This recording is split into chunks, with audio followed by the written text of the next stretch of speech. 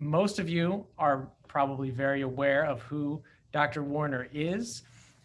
You may know that he's considered one of the world's experts in analytical applications of fluorescence spectroscopy, but he's not a one-trick pony. He is also someone who has conducted extensive educational research that focuses on enhancing education in STEM, particularly for underrepresented students. And when Dr. Warner began as a chemistry professor at LSU in 1992, there had never been more than 3 African Americans in chemistry at one time in that program. And now LSU is ranked first in the nation in the production of African Americans with PhDs in chemistry. So LSU has come quite a long way. And there are many, yes, there are many faculty involved in the chemistry department at LSU, but I think that Dr. Warner is a big part of why there has been that transformation. Dr. Warner's undergraduate and graduate students are widely sought after for graduate school, postdocs, and jobs. And I think that after listening to the talk today, you'll see why. Many of his students have gone on to pursue PhDs and postdoctoral studies at some very prestigious institutions. And I think in large part, this is due to his skill and expertise in mentoring. And he is known as an amazing mentor. And I think that that is due in part to some of the mentorship that he got. And I believe he's going to be talking about that today. So the last thing I could say is he's won many, many awards, too many to list.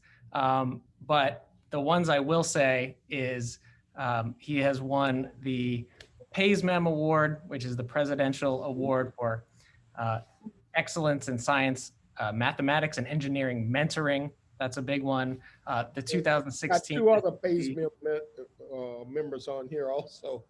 Yes. Yes. Dr. McGuire and Dr. Vicente.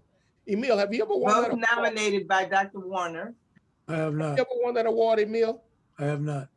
I've got to nominate you for that. Remind me, I've got to nominate you. You should win that award. Go ahead, I'm sorry. No, that is it. I could be here all day if I was to list all of your awards, Dr. Warner. So please have the floor. Okay. Now, oops, why is it going? What happened to the first slide? Okay, the first slide was just a title slide. I don't know what happened to the title. It's gone. But it's basically a title that I traveled thousands of miles to get to LSU. And I think people like Emil and Sandra will understand what I mean by that. When I graduated from high school, I could not come to LSU. So I'm here at LSU now. In order to get that route, I of course attended Southern, which is I'm going to go and talk about, which is LSU is only 75 miles away, but I had to leave the state, go to Washington State, come to Texas A&M, go to Emory, and then come to LSU. That's thousands of miles. That's where the title came from. I was born in Louisiana, born and raised in Louisiana, but I was raised in a Avoyelles Parish. And this is where Avoyelles Parish, and as I was just talking about, Avoyelles Parish, if you combine all the little small towns, there is no big town in Avoyelles Parish. In fact, what's the biggest town? Maybe Bunkie is the biggest town in Avoyelles Parish. Marksville is now, I guess, the biggest town in Avoyelles Parish. And if you combine all those little small towns, they're probably equivalent to one big city or one medium-sized city, not a big city, because all of the little towns are maybe 5 to 10,000. There's nothing more than 10,000. Maybe Marksville is 10,000, but Bunkie is about 5,000. Simsport is about 3,000. So all of these little towns in Avoyelles Parish. Now, if you look at where Bunkie is, this is a blow up of Avoyelles Parish. Bunkie is in that little corner right there.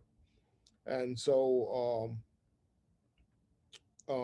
that's where I was raised from the time I was 2 years old, attended Carver High School. I'll talk about that. Uh, from the 2000 census, Bunkie was about 4,662. I think the population of Bunkie has dropped. There was a large agricultural effort that kept the population up. Now the population has dropped because there's not much there unless you're a school teacher. That's about the best job you can get if you live in Bunkie. You become a school teacher. And a lot of my friends are either school teachers or retired school teachers now. They have built a big area that a research park essentially waiting on some companies to come and start building there. I don't think that's ever going to happen. They, especially knowing it's not going to happen when they ask me to help them find companies because I have some other ideas that they can use that for, but I'll talk to them about it. They did honor me one day in having an Isiah Warner Day, thanks to Dr. Roy Jackson, an Isiah Warner Day in Bunkie, Louisiana. And that's the first time I ever met with anyone from the Chamber of Commerce in Bunkie was on Isiah Warner Day. Things were pretty much segregated. In Bunkie, you lived on one side of the track. If you're black, you live on the other side of the track if you're white. There were a few whites on the black side of the track. They were mostly agricultural or business people who made money from black workers. And so the other thing about Bunkie is that there was often, as there is now, lightning storms and those sort of things, and electricity was quite unstable. And when that happens, you would often be in the dark. And so to get yourself out of the dark, my parents would light up this kerosene lamp. And I was just fascinated by this kerosene lamp. I mean, it was just a focus of my mind when I was 2 years old. This is me when I was about 2 years old. And this is, Emilia, you might not know where this is, but this is where the, where Ebony, is it Elm Street used to cross right over the track, right near here. There were buildings here. There was a big restaurant here for a long time. And so at this time, there wasn't one. But here I am thinking about this thing that would start these lights, these kerosene lamps. I didn't know it was kerosene at the time, but I was just fascinated by that. And so at 2 years old, I decided to try my first experiment because my parents would lock away the kerosene. One day they didn't lock it away, and I used the method of taste as my first chemical instrument, which obviously was not the right thing to do. It landed me a stay in the hospital. And my grandmother tells me, well, the nearest hospital was in Alexandria, Louisiana. So I'm lucky to be alive. That's 30 miles away. We did not have transportation. We had to get a friend to drive me to the hospital where my grandmother told me I had tubes coming out of every orifice in my body. They're trying to pump that kerosene out. And so again, I'm lucky to be alive because she said when she took me started to take me, I was completely limp and lifeless. And so again, lucky to be alive. But I just couldn't get that idea of chemistry off my mind. I thought maybe someday I'll be a chemist. But the route I went to be a chemist was very circuitous, and I'm going to tell about that route. First of all, one of my biggest mentors, I'm writing a book on mentoring, and so I'm gathering pictures of mentors that really impacted my life. One of my mentors that really impacted my life was Father Joseph Parker. He was a minister, my minister. He recognized early on that I was very bright, and he encouraged my brother and I to become altar boys. And about the fourth grade, I don't remember exactly when, I became an altar boy. My brother was 2 years behind me, so he was about the second grade. So the two of us became an altar boy, and I was an altar boy until I graduated from high school. In fact, my senior year in high school, I was larger than Father Parker, and they thought I would become a priest eventually because I wouldn't get off that altar. Anyway, Father Parker was very much into education, and he'd encourage us to focus on education. And he would give a silver dollar to the altar boy who would who would have the best grades. And invariably, either my brother and I would win that silver dollar. One year, my cousin Earl won the silver dollar. My brother and I made a pact that no one other than the Warner family would ever win that. I don't care if Earl was our cousin, he wasn't a Warner, and no one would ever win that silver dollar except us. And that continued to be true. Either my brother and I would win the silver dollar as we were altar boy. As I ventured more into graduate school, see, this is the best picture email I have of Mrs. Wycliffe, you know, and so I've got to have something better than that. Mrs. Wycliffe was my elementary school teacher. She was my seventh grade teacher. And out of all the teachers in elementary school, this woman stands out because she loved the way I'd read. And she used to have me reading before the class. And she'd have me stand up, Isaiah, and read for the class. And I'd stand up and read, and these students are looking at me with sneering and disdain because I'm the teacher's pet, you know, which I did. I was her pet.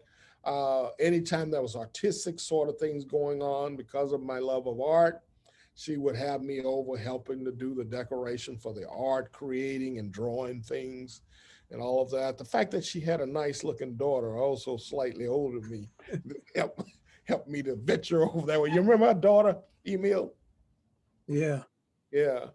So that didn't hurt things as a young, although I was very shy. I never said anything to her. I just looked at her, you know. So Mrs. Wycliffe had a big influence on my family, on myself. And so I look at her and Father Parker as my two major mentors during elementary life, other than my immediate family. But not being able to get that chemistry set off of my mind, my family bought me a chemistry set when I was about the age of 12. And so my brother and I loved to play with that chemistry set. My brother actually started out as a chemistry major, quit school for a while and went to the military. When he came back, the military encouraged him to be an engineer. So he is a mechanical engineer now because of the military. Otherwise, both of us would have been chemists because he started out in chemistry. But we used to play with this chemistry set. Although my grandmother was very leery, she remembered me poisoning myself, and she would constantly tell me about tasting chemicals and using my normal taste method for chemicals, and would also worry about me burning down the house. So we had to play with this on the outside. But that chemistry set really piqued my interest in the sciences.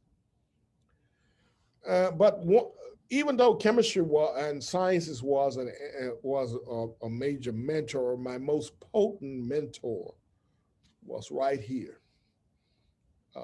Sandra, you don't know anything about this, do you? I do not, thankfully. Emil does. I bet Emil does. Those are the cotton fields. And I used to work in the cotton fields, and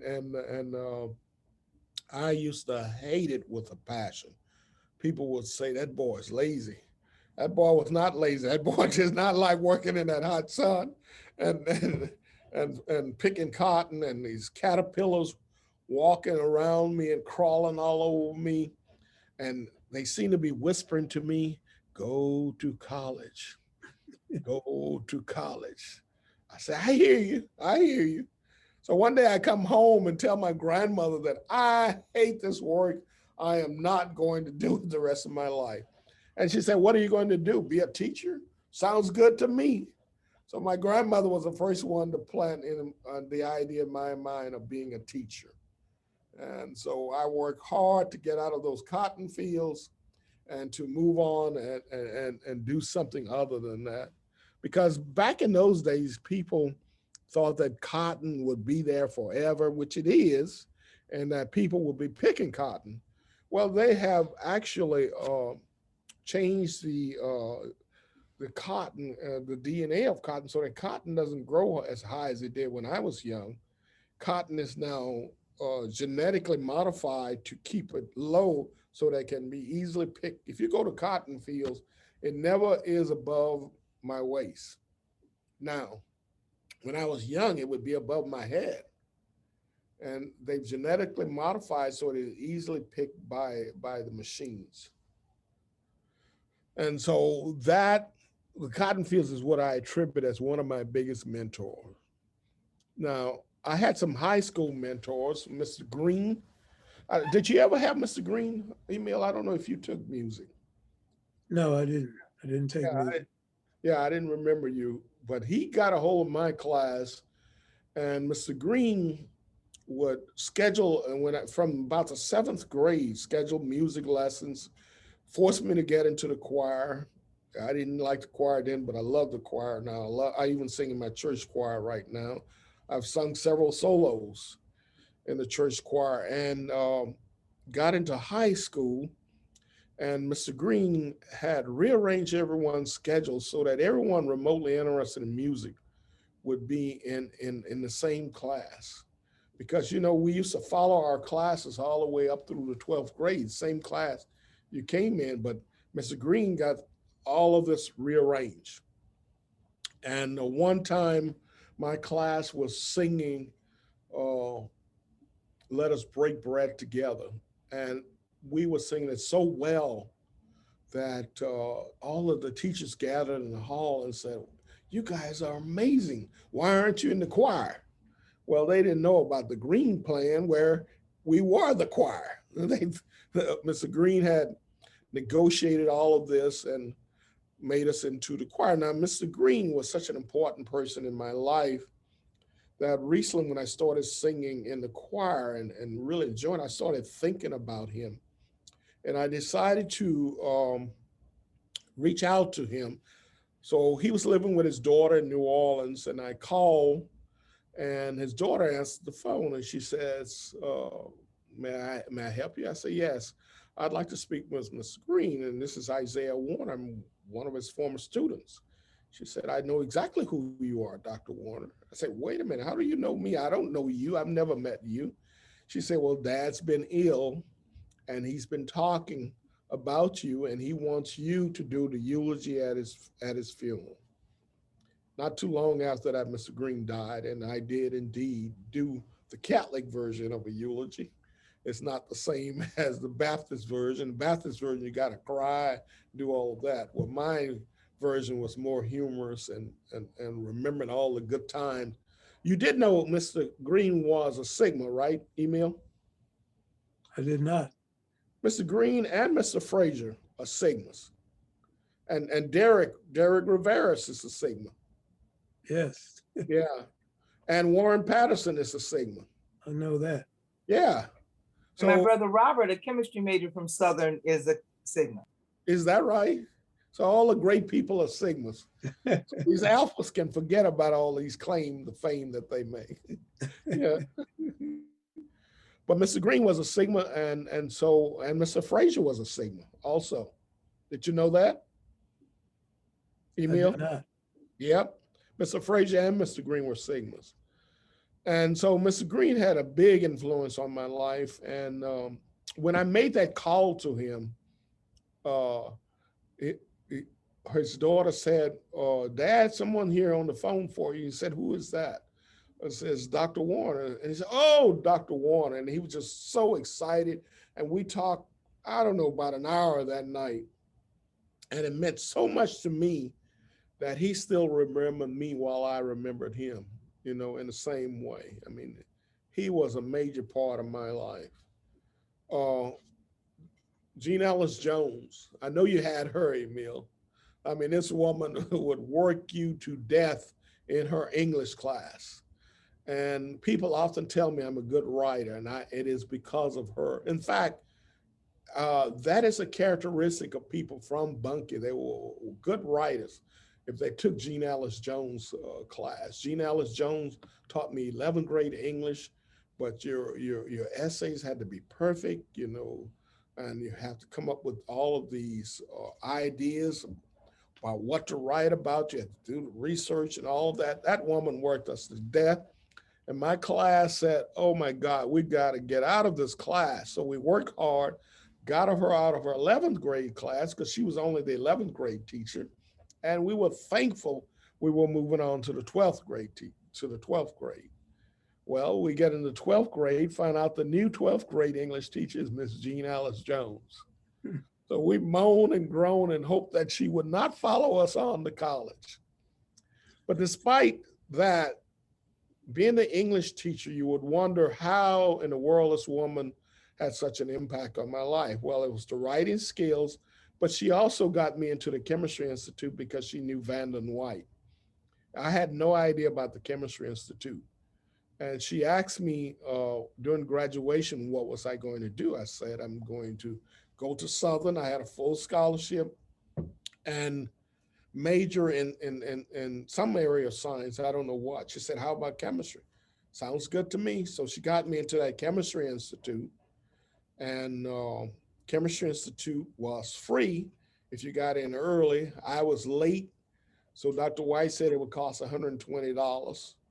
And he would pay half if I can get the other half. $60 was a lot of money for us. So I went to my dad. Dad said, I don't have the money, but I'll borrow it. And he borrowed it from my grandfather. So we borrowed that $60 that changed my life. Getting in that Chemistry Institute really changed my life. And it was all because of Jean Ellis Jones. Now, when I did my dissertation, I cited the people that were important in my life, and she was one of them. And I even sent her a copy of my dissertation. She had just passed away, so she never did get the dissertation. But that makes me sad when I think about it, because I really wanted her to read it and see how good, so she could correct the English and see how good the English was. Because I think I did a pretty good job. Even my advisor said I'm the best writer he's ever had as a graduate student. Because I would write my manuscripts and there would be no corrections on them. So I graduated from Carver High valedictorian in 1964, and I had a full scholarship to Southern. And Southern University was only 75 miles away, as I indicated, in Baton Rouge. And here's a picture of Southern's campus. Baton Rouge populations fluctuate, but according to the 2000 census, it's about 413,000. I think it's about 600,000 or so, because we gained a lot of population from Katrina. A lot of people came to Baton Rouge, never moved back. I think at one time we had gotten up to about 800,000 because of Katrina, but I think some of that's died back now. So I attend Southern, and this is the first time I've ever been away from home. So I am being the mama's boy that I was. I love my mother, and I just had an adjustment time just to be away from her.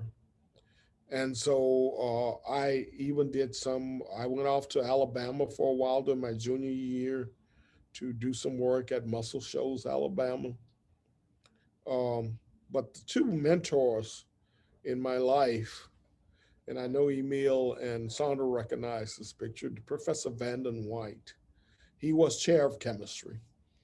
And because of that summer institute, we skipped the first year of chemistry, those in the summer institute. Who if you came and majored in chemistry, Dr. White said you can skip the first year of chemistry.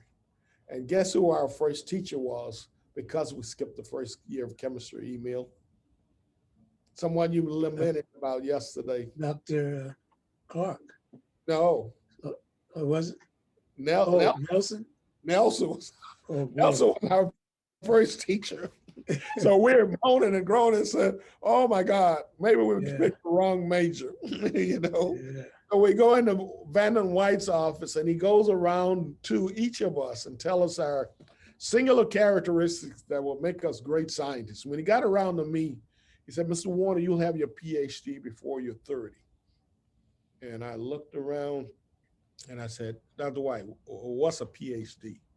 Actually, I didn't ask him. I whispered it to one of my colleagues, Joe Wilson, whose father was a PhD in education.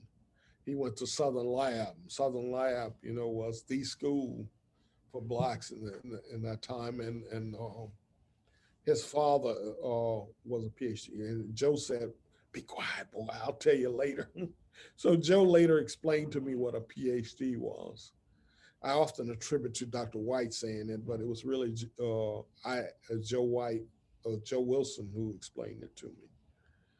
So Dr. White was critical in all of our lives. And Sandra tells me that she was a chemistry major because she was walking down the hall one day and Dr. White said, "Miss Yancey, what are you majoring in?" She says, "I don't know." "Well, you're a chemistry major now." Is that a true story, Sandra? That is a true story. Yes. And I said, okay. Yeah. And so the other person that really impacted my life, we had a birthday party for him yesterday. Sandra organized, and that was a wonderful activity, by the way, Sandra. Dr. Clark is now in a wheelchair. He made 93 years old yesterday, and he's in a wheelchair and had a stroke. So he was trying hard to speak. I could understand him pretty well considering his stroke. But he's also very similar to me, or I'm similar to him, I should say, in that he's a very emotional person. Doesn't take much for him to cry. Doesn't take much for me to cry because anybody who knows me well knows I'm a very emotional person. And so he was crying yesterday. And We were all crying yesterday. yeah, I was about to say because he was crying, I was crying, you know. And but he was so excited about everything, and he played such a fundamental part in my life. I mean, he was the one who really recognized that I had some talents and told me I wasn't working hard enough. And I mentioned that yesterday that the only C's I received at Southern were in Dr. Clark's course. Yet this teacher had such an impact on my life.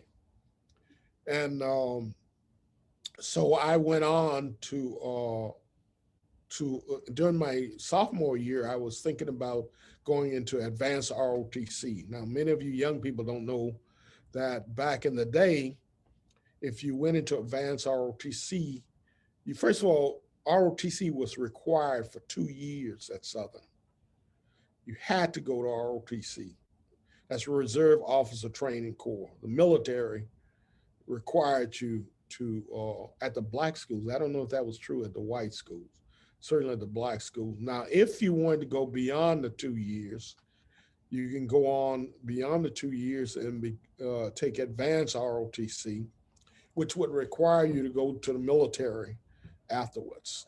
And I was contemplating, that was a test you had to take, and I scored high enough on the test to be able to go on to advanced ROTC.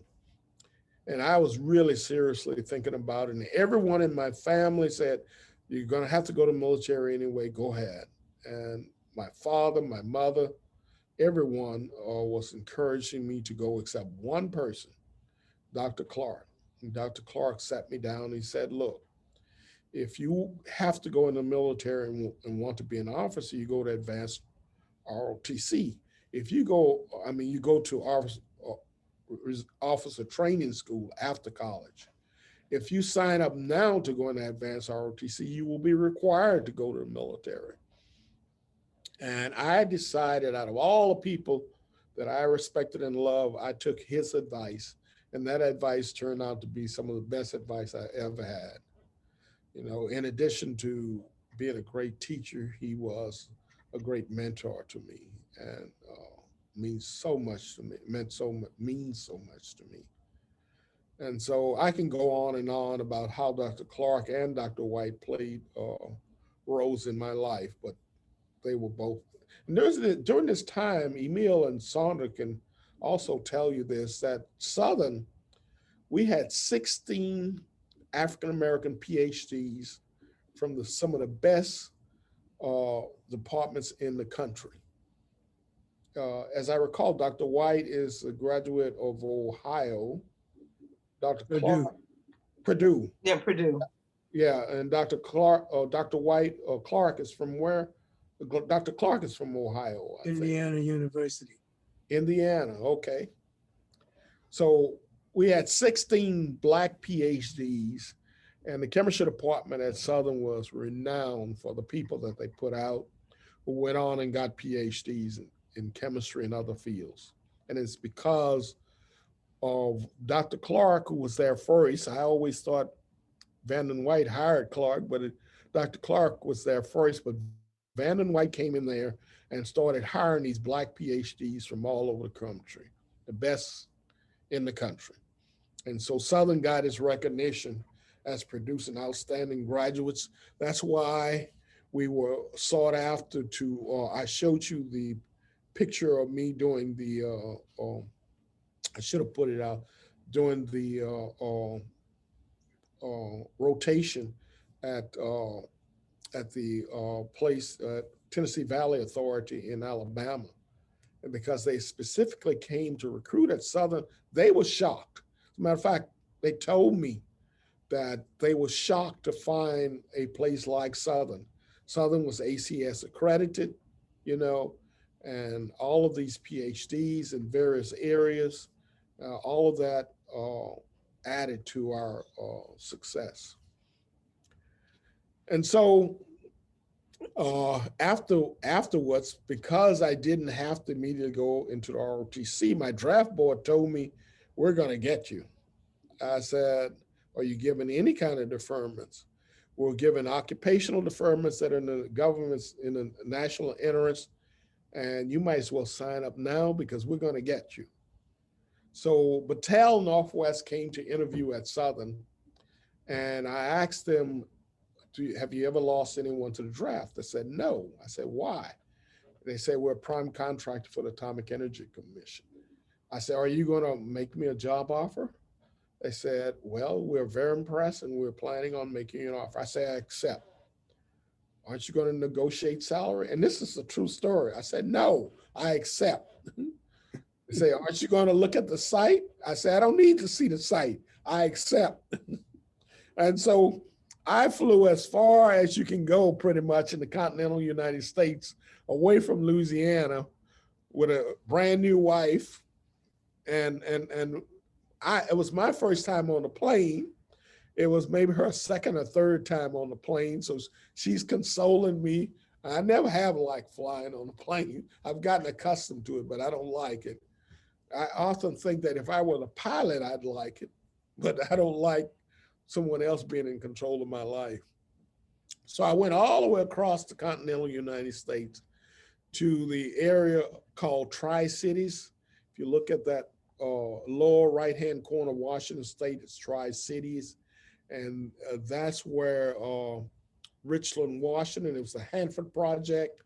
That area was part of the Manhattan Project.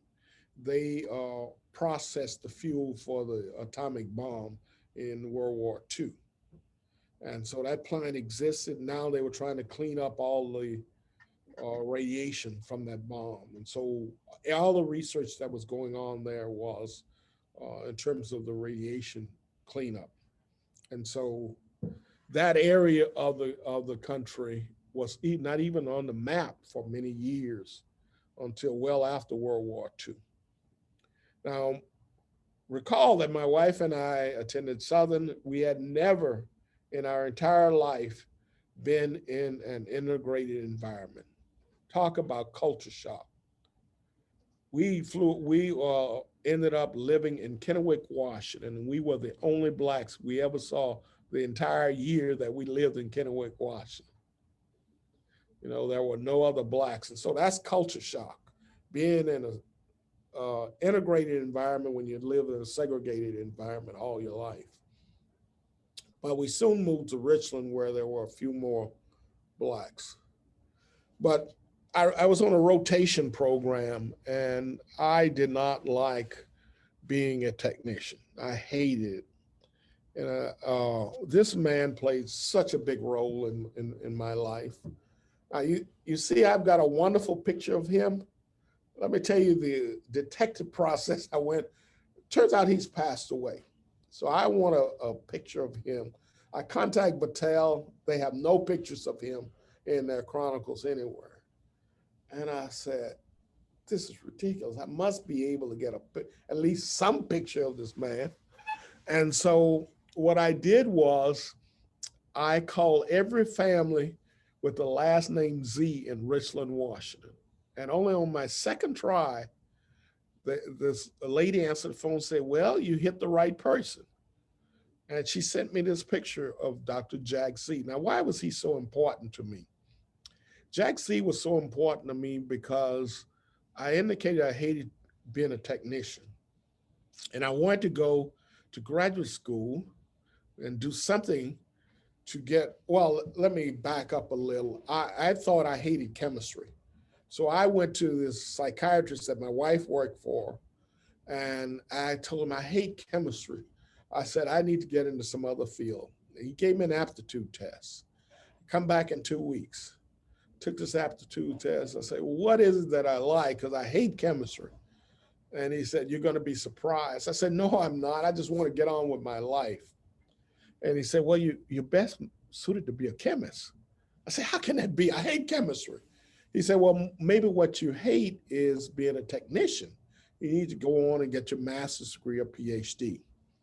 And I said, oh, okay. So I applied to graduate school and I sat down and I told Dr. C that I enjoyed working for him, but I'm going to go on to graduate school and get my master's degree. I said, master's degree? Why are you going for a master's? Why not get a PhD?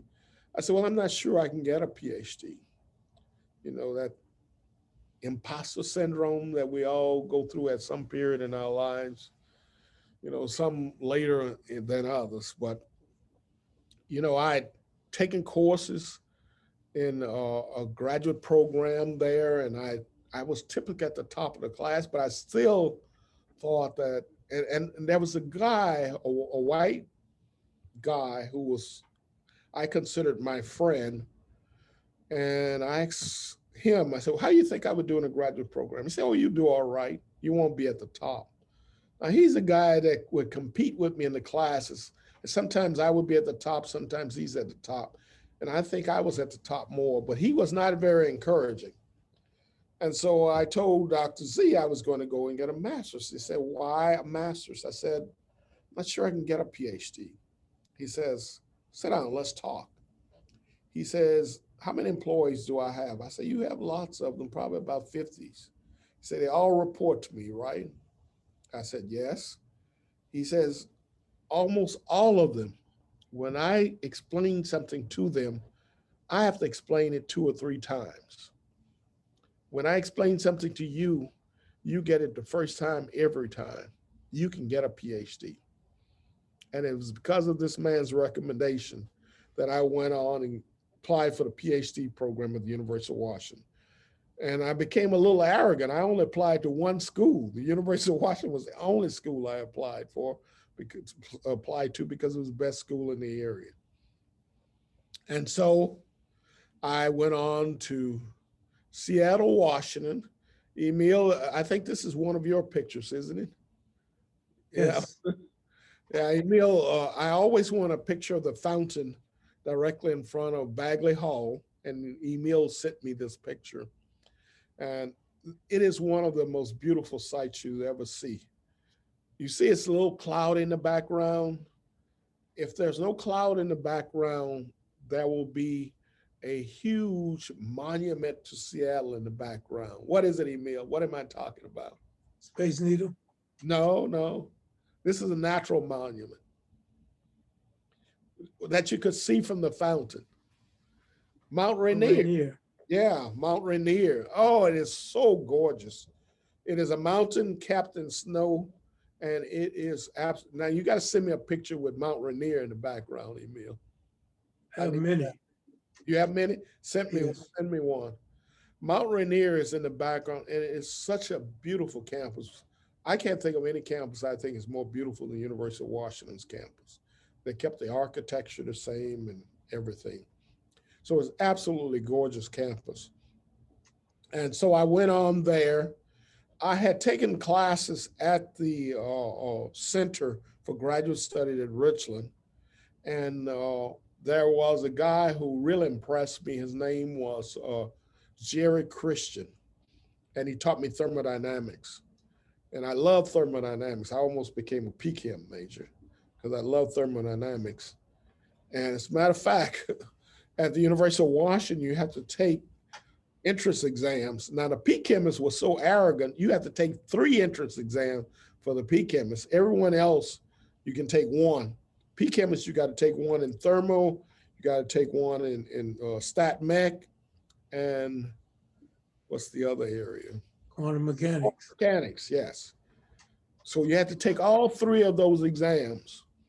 Now, I was not good in quantum mechanics and stat mechs, but I was perfect. And they told me that I almost passed the PChem exam just by my score on thermodynamics. You know, I just came very shy of passing the PChem exam. So I ended up having to take a course in quantum mechanics. But scored very well on the organic chemistry. Remember I told you Dr. White, I got a C in his class. I only used his notes to study, and I blew them away on the organic chemistry qualifying exam, only using his notes. And I could not understand how I got a C at undergraduate when the notes were just as clear. And I guess I was just a lazy student. I wasn't studying like I should have, because they were certainly clear to me at that point. And so I went on and majored in chemistry, got a PhD in chemistry in 3.5 years in a program that was typically 5.5 years at the University of Washington, graduating at the top of my class. Just a little stat on Seattle. Seattle is probably, well, this is King County. Seattle is in King County. It's the dominant city, but it's much more than that. Now, my first job, I should have put the chair of chemistry at Texas A&M on here, because my first job was at Texas A&M as an assistant professor. Small town, College Station, isolated. Didn't like the large campus and the isolation. I also didn't like the fact that I was in a different building from the rest of the people. There were about 3 or 4 of us in what they call the old state chemistry building. And so I stayed there long enough to get early tenure and move on to Emory University in Atlanta.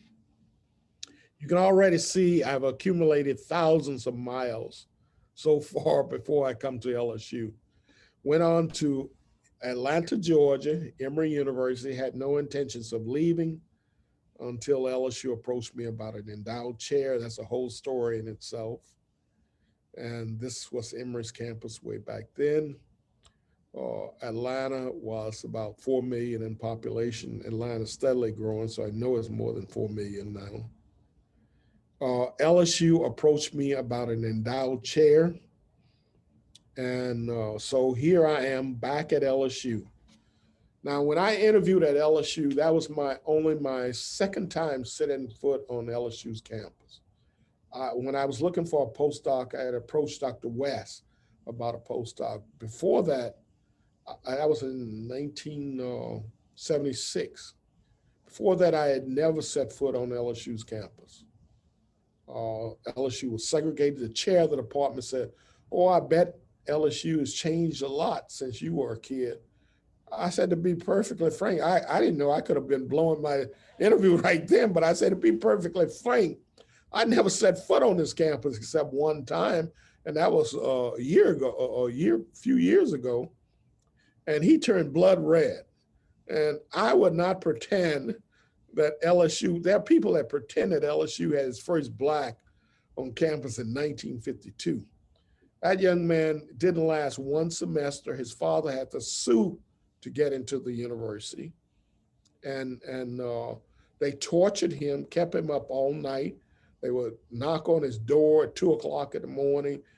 Nobody spoke to him. He said, not even the professors or the students. And he didn't last one semester, so he withdrew and went to Xavier and got his degree. And that was Thoreau. If you want to hear a story of torment, talk to Thoreau about his less than one semester at LSU. And so I ended up coming to LSU. They put me through changes also. I gave a seminar and I wanted to put it on a level that people could understand the research, because chemistry, there are different fields of chemistry. And I didn't want to put it above a level. Well, I put it at a level. They thought my seminar was terrible. And they said I wasn't good enough to be at LSU. I wrote them back and said, I am not only good enough, I'm better than anyone you'll ever find to come to LSU. So I thought that was the last I would hear from them. 2 years later, they called me and asked me to come back. And the chair said, well, you need to give a little bit better seminar, and all this. So I decided, I knew what he was telling me. I decided to give a seminar on something that no one would understand, And I have a friend in political science. He didn't think that was possible. I said, I can give a seminar that nobody in the room will understand. So he came, even though he doesn't know chemistry, he came to sit in the room. I gave a seminar at such a high level, there were no questions afterwards. And guess what the chair told me? The chair came and told me that was exactly the right seminar to give. You have to prove that you're better than they are to even be admitted into this program here as a faculty member. I've seen seminars that have been given that are adequate seminars, but for some reason, if you're Black, you have to give a seminar that's better than that's so high level to prove your intellect. So I went through changes to end up being a faculty member here. But I'm here. And I have been even accosted by certain faculty telling me the only reason I'm here is because I'm Black. At least one faculty member has told me that. And I got that word through a graduate student, and I went to the person knowing that they would not repeat that to me. I said, I'm hearing that you're saying that the only reason I'm here is because I'm Black. And the faculty member said, yeah, I said that. Don't you feel that way? I was shocked that he admitted it. I said, let me tell you one thing. There are people in this world who will give me a few accolades because I'm Black. But I said, I assure you there are a lot more like you who will try to hold me back because I'm Black. And he eventually changed his mind about me, that maybe I was qualified for this position. At least that's what he told me. So this is how I ended up at LSU, through a circuitous route on a campus that I had only set foot on once before. And that was many years after I graduated from high school. And I come here and this was headlines from the morning, from the Daily Advocate. University, I was on the front page. University appoints, that's the last time I've been on the front page. When I win awards, I'm stuck somewhere in the back. I tell them all the time that I'm a Southern University graduate. They never mention that, because Southern, they try not to give Southern any special accolades. But University appoints Emory scientist to West Chair. And this is actually a cutting from the Advocate. Just real quickly, Isaiah, the alumni magazine at LSU called me over to do an article on me, and they asked, "What year did you graduate from LSU?" And I said, "I didn't graduate from LSU. I graduated from Southern." "You graduated from Southern?" And I said, "Yeah." And that was the end of that article. That was after the PASMA. Are you serious? I am dead serious. Yes. I mean, I don't know. You know, we have a black president right now.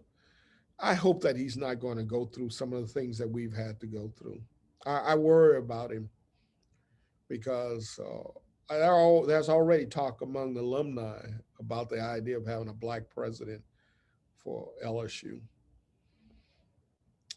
Anyway, it saddens me. This is my research group, 2013. So I started to, in 2017, you can see the group shrinking some. For some reason, I started getting more women in my research group. At one time, my research group was totally of women, and I had to go and recruit a postdoc and a graduate student.